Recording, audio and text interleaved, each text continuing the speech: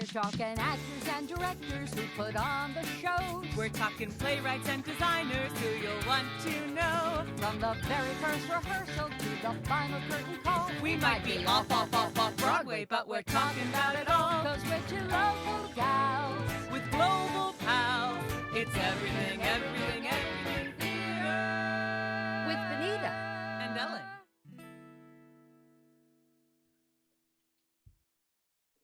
Hello, everybody, and welcome to the Everything Theater Podcast Backstage episode. I'm Ellen Cribbs. And I'm Benita Zahn, and I love the Backstage because we get to talk about all kinds of stuff. And the Tony Award nominations just came out. They did. I'm excited. I have a big trip to the city a week from this weekend, and I'm seeing some of the stuff that's nominated. So I'm very excited to come back. I think we're in the city at the same time. The 20th? Yeah. Me too. Whoa. What are you seeing? Oh my goodness. So it started off with a trip that I was going to go just see 3 shows, and now I'm seeing 5.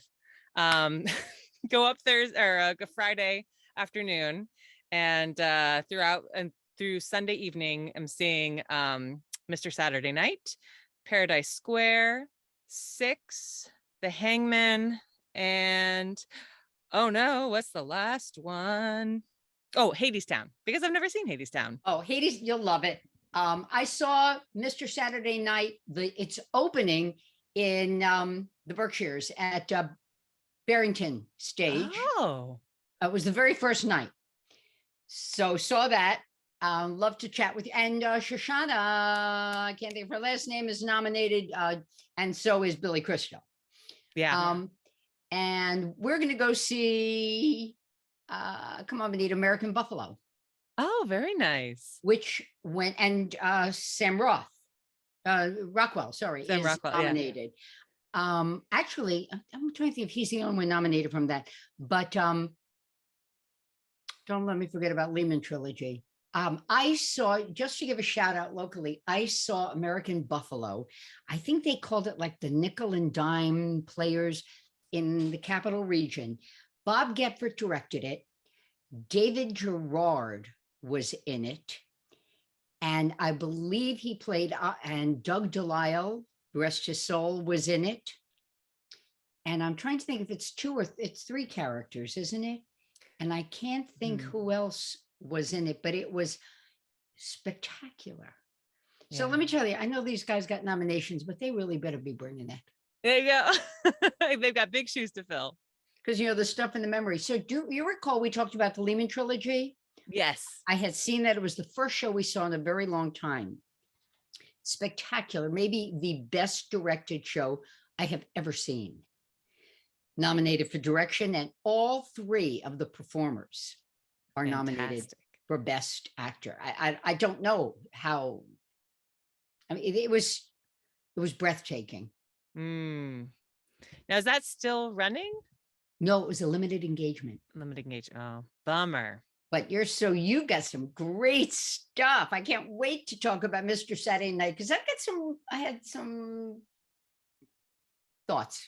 All right. Debrief for next Backstage episode. I like it. I know, and I wonder, there's still stuff that I'd like to see. So maybe we're gonna see if I can pick up something for a matinee. Oh, we've got so much to talk about, Ellen. Oh, yeah. And listen, gang, whatever you're seeing now, let us know. Let us know what you're seeing. Let us know if you've seen any of the nominated. Do you think the right folks got nominated? Do you think anybody got snubbed? I know there's a lot of that stuff on, online. Let us know. Share the thoughts with us. We'll share them there. And of course, we're going to continue the convo on this. Because one of the shows I was considering seeing was Funny Girl. And that's kind of one of the biggest, snubs of the season. And, Yes. The reviews that I've read was like, how do you fill Barbara Streisand's shoes? That's a vehicle for her. You got to hand it to her. I can say Happy. What's her name? The one who taken over the lead. Oh, right. Now my brain is Right. hold on. But it's tough to step into those shoes. Very hard to I mean, yeah, like, yeah, especially when it was created as such a vehicle for that, It's rough, but yeah, I mean, Beanie Feldstein. Right.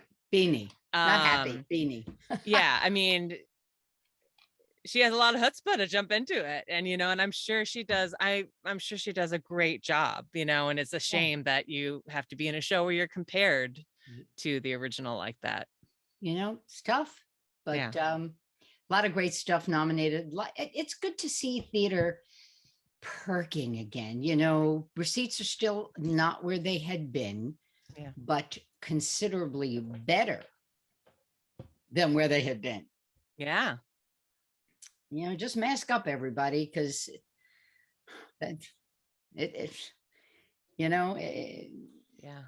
Omicron. Somebody's gonna make a drama about that. No. Ellen, you're doing some neat stuff. Oh yeah. I've got a stage reading coming up this weekend at the Bridge Street Theater. And it's called the Bintel Brief. And it's these real letters that were written in to this Jewish newspaper about, concerns of these Jewish immigrants of, being in America and, all the different challenges they face. So it's a nice little piece. We're doing it Saturday and Sunday, which is what was my calendar here? That's the 14th and 15th of May. So yeah, it's nice. That'll be the first time I'll have been on stage since February of 2020. Wow. Yeah. The paper, they sent it to the Forward, didn't they? What's that? The Bintel Brief was published in the Forward? Yes, I believe so. Yeah. Yeah, there were two. I believe the Forward is still being published. But there were two newspapers of that time. One was more of a socialist paper, and one was less so. Yes. And I think, and I can't, there was the Forward and the Day, the Tug in Yiddish translated would be the Day. Oh. As you well know, there was a very robust Jewish stage, Jewish theater, with the Adlers, Stella Adler, the Rex sites. It was a whole nother world. It was the Lower East Side was quite alive. Yeah. So how exciting to be part of that. Yeah. I'm definitely excited. And then from there, just kind of gearing up to direct in February. So I'm trying to get that on its feet because I'm having a baby in July. So I'm trying to get as much done before that happens as possible. Right. But you just had a crazy busy time because you just did Steel Magnolias at Fort Salem and then got thrown into another production of it immediately after. Tell us a little bit about that. This was crazy. So, we ran we did 4 shows, from the 22nd to the 24th. That was Sunday, Monday, Tuesday. I get a message from Candy Wood, who I had done cabaret with the Two of Us Productions back in November. They lost their Malin. She was now with Upstage Productions. They're in Catskill. Could I step in? And they were opening, by the way, a week and a half later.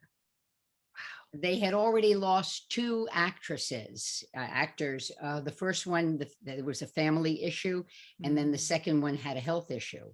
And could I step in? And they wrote a contract.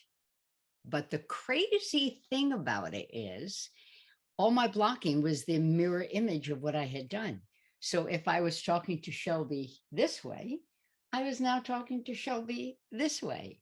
If I walked in here, I now walked in here. All my crosses were backwards.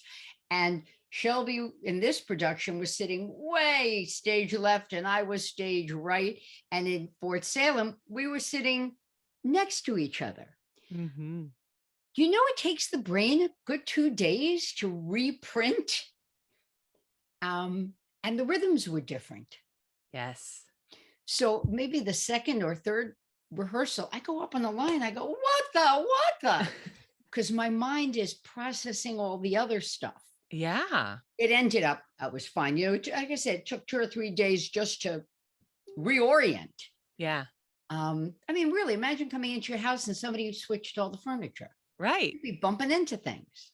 Well, and acting is such a physical thing. So, half of it is the movement, with the lines, and you change that, and it's like a mental block. Exactly. I think it's hard for some folks to realize, but it is the physical and the words marry to imprint so that you remember them. And of course, and again, the rhythms. And let me just say, I love both casts. And for this group, they've been rehearsing for 40 days, I think it was. And then to embrace me the way they did, to let me in. Our director, it was his first show he ever directed. Wow. And as kind as can be. And it was delightful. It reunited me with Candace Wood. As I said, we've been in cabaret together. It was fun because now we didn't play adversaries. She was Fraulein Kost. Right. And I was Fraulein Schneider. And they don't get along. But here we did. So that was delightful. And Nicole Malinsky played Shelby. And I only knew her through, she and her husband do photography, great pictures, and they shoot a lot of the shows. So I knew her there. And it was just, so thanks to all. So if you're ever called to step into a production at the last minute, know that those first 2 days are going to be interesting. I never thought about it. Now, how different did the show actually feel? Like, I'm assuming there were probably lines that in one production would get a laugh or a gasp or something that didn't in the other one.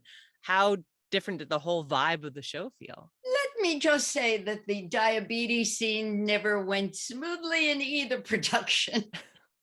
I think there was always just a little bump. And I'm not saying we blew it. That's not it. It just, that's a very fast-paced scene. In that scene, it's in of course, the whole thing's in a beauty salon, and Shelby has too much insulin.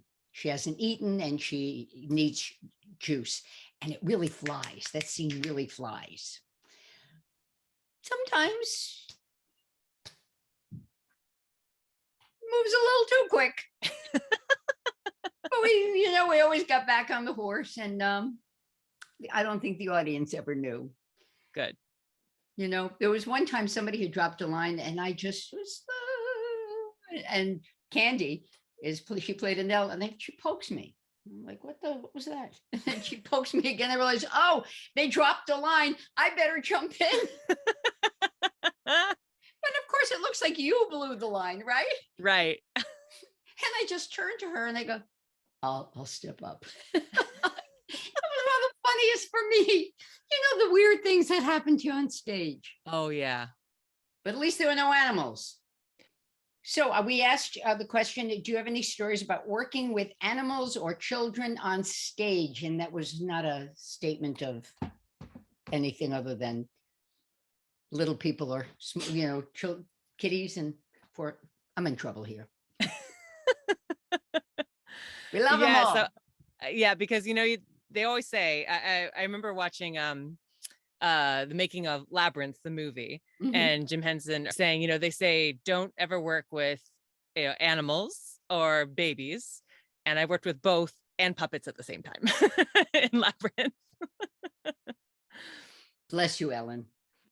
Yeah, so we had some responses. Let's see. Laura Darling said, The Wizard of Oz. We borrowed a Toto from a local family. All was well until our Toto spotted its family in the audience and refused to follow Dorothy a single step further down the yellow brick road that ran through the audience. No place like home, indeed. That's great. My little tiki dog was they borrowed her for Legally Blonde at the Saratoga Children's Theater. She's got Chihuahua brains, so she's, like this. And we came to pick her up at the end of the run. And she's like, excuse me, I've got to go say goodbye. And she walked around and said goodbye to the whole cast. I did Annie when I was very young. I was like 7 years old. And, there's the Sandy. Is that Andy's dog? Yeah. He went out, and very similar to Laura's story, just ran into the audience. Just no, and when Annie's like, come on, like he just left her alone on stage when she's trying to convince the cop that it's her dog. And so it got to the point the director had to come on stage and try to wrangle the animal back on stage. And I just remember him saying, oh, I almost had a dog. Oh, Ellen. That's great. They're fun. I mean, so Ryan says a number of years ago, I was playing Mr. Bumble in Oliver, and it was the second weekend of run. We're about to get into the song, and the kid playing Oliver comes up to me and says, please, sir, I want some. And the music director was behind the stage, so she was pretty strict that cue lines were perfect. She wasn't going to start the song until she heard Oliver say more. So I tried to lead him into saying more, but he just wasn't. So this little tiny 7-year-old at the end of the table jumps on the bench and yells, more, he wants some more. Never again, says Ryan. Props great. To that 7-year-old. I mean, he's thinking on his feet, right? I mean, mostly people just go blank, right? When someone misses a line, but you know what? Come on, director, music, adults, they're kids. Yeah. You got to cut them slack. Yeah. Rachel says, I stage managed a production of The King and I with 4 siblings, all playing the kids of the King of Siam. I had to break up a physical fight between siblings most nights before the children marched on. I can't even. Jeremy says, in a play I wrote about my family, my friends.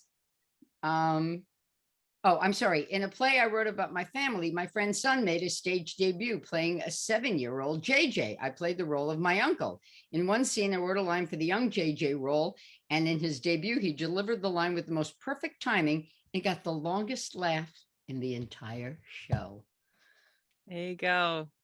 Sometimes they're amazing. I directed Macbeth a little while ago, and there's a whole thing, Macduff's family is murdered. And there's one child who does have lines, but then when Macduff is told about it, he says, all my little ones, all my chickens. And I thought, well, that's weird that he keeps saying all, and you only see one kid, so it's like, I want to see this family, I want to see how many. So I put out a casting call to cast 2 itty bitties. I wanted little kids. And I said, what's going to happen? The bad guys come in, they're going to grab the kids, take them off stage. And, it's implied they're murdered off stage. So I got these 2 brothers that had never done a show before.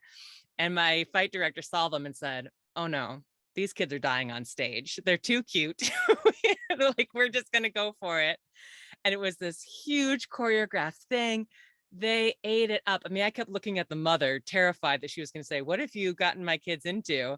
But then we introduced the blood packs to the kids, and they would be covered in blood every night. And they would come off and compare like how gory they looked. They just ate it up. You never know. You never know. And then they went on to become graphic artists, it's right. That's great. Yeah. Do you have any stories of pets or animals? And no, I've acted with some grown-ups who barked, but no, I never shared the stage with an animal. Well, in Shakespeare in Love, we had a dog at Capitol Rep. Oh, that's right. We but did. Lucy was very good. She went to special dog training camp for her role. Yes, a dog. She was brilliant. She probably hit her mark every night. Me. One night, Lucy didn't attend her cue, if you recall. It was amusing for all. And you almost have to wonder if Lucy was just grabbing an extra bow, as it were. Ah, yes. Stealing the scene. I guess in her case, a bow wow.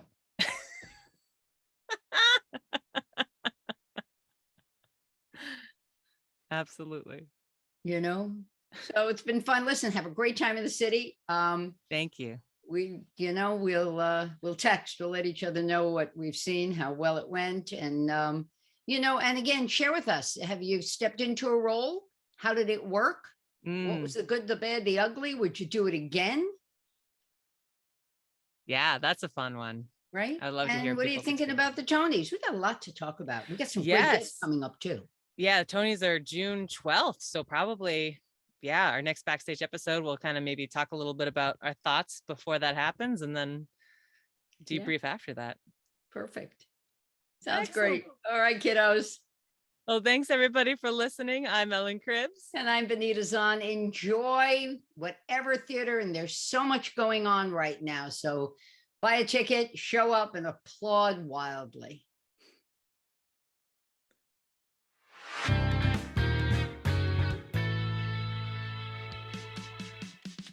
Thank you so much for listening to the Everything Theater podcast. Special thanks goes out to Alice Grinling for our photography and Justin Friello for composing our amazing theme song.